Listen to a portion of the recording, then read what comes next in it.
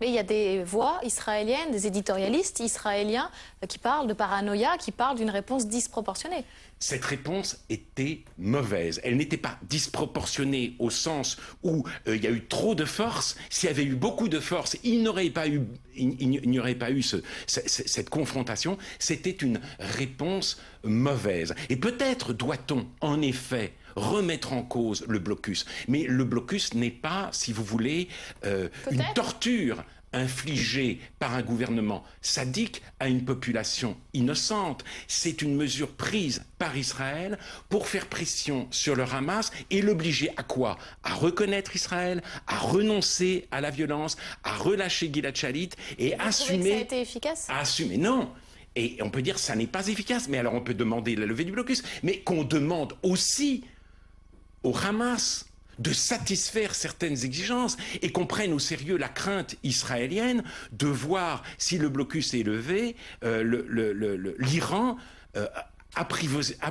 approvisionner le Hamas en armes massives et toujours plus sophistiquées. Cette crainte n'a rien de fou, n'a rien d'exorbitant. Or, on fait comme si tout cela n'existait pas. Et je trouve qu'il y a dans cette attitude un mélange de mauvaise foi et d'angélisme qui me fait très peur. Et pourquoi ne pas accepter une enquête internationale? C'est absurde. Une enquête internationale réclamée par le Conseil des droits de l'homme de l'ONU qui s'est discrédité à Durban II, qui ne voit aucune des discriminations et des horreurs qui sévissent dans le monde en faisant d'Israël un bouc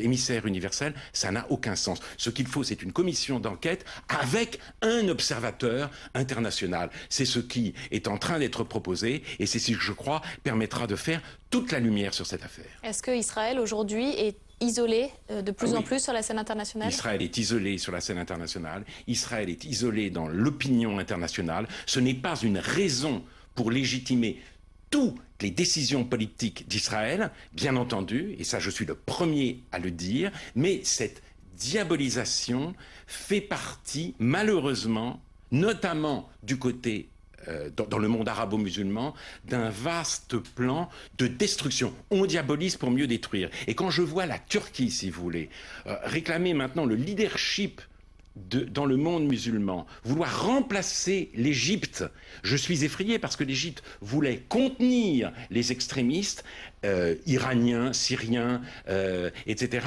La Turquie, c'est tout le contraire. La Turquie les flatte et décide de les rejoindre. Cette alliance devrait beaucoup inquiéter les Européens aujourd'hui. Turquie qui était l'allié d'Israël et qui aujourd'hui est brouillée avec Israël. Oui, et la Turquie, où aujourd'hui, il faut le savoir, Mein Kampf est un best-seller. Et où on programmait il y a quelques années un film, La Vallée des Loups, qui a eu un succès dément et dans lequel il était montré que les Israéliens se livraient à du trafic d'organes. Ce qui a été dit et redit sur Internet, lorsqu'on a vu les Israéliens construire un hôpital de campagne à Haïti. Voilà dans quel climat on se meut aujourd'hui dans le monde. Internet, on va en reparler un peu plus tard. Alain Finkielkraut, est-ce qu'Internet, pour vous, c'est toujours une inquiétante extase? C'est un grand défouloir, en tout cas. C'est une immense poubelle et dans les poubelles, qui sont des espaces très accueillants, il peut y avoir des trésors, mais j'ai tendance, moi, à pointer les inconvénients parce que précisément, tout le monde s'extasie devant ce magnifique objet qui nous permet de nous exprimer et de nous connecter bientôt à tous les livres. Mais à quoi bon se connecter à tous les livres si on perd du fait des écrans l'habitude de lire? Ça n'a jamais été mon problème. Ça n'a jamais été mon problème. J'ai été piégé dans le cadre de cet entretien et j'ai subi moi-même un certain nombre de procès. J'ai vécu une campagne extrêmement pénible. Ce n'est pas mon problème. Donc l'origine des joueurs, c'est l'origine des joueurs. Il y a en effet une spécificité française ça ne se retrouve pas à la même échelle dans les autres pays européens. Disons, c'est comme ça. Mais si les joueurs ne représentent pas bien la France, si la France ne se sent pas représentée, si quelque chose est cassé dans la liturgie de l'identification qu'est le football, c'est pour les raisons qu'énonce non pas Marine Le Pen, mais précisément Yannick Noah. Mais je le répète, je souhaite le mieux à cette équipe et j'ai envie qu'il retrouve un peu de joie de jouer.